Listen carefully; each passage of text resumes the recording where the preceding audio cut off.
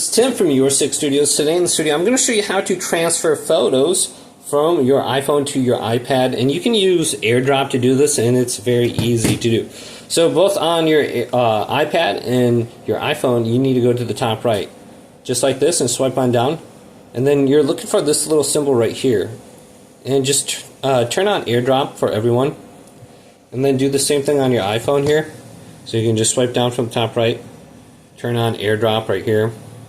So we got AirDrop turned on for everyone. Then go to the photos you want to share. So I'm in photos right now. You can go to select right here and you can select multiple photos. So let's do these two photos.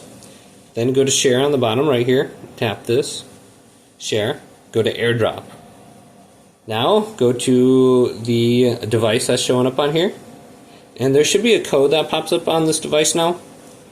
So we can just do it again if the screen goes off.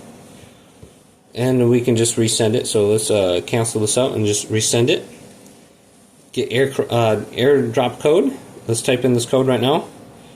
363737. Okay, so we're going to be connected via AirDrop now.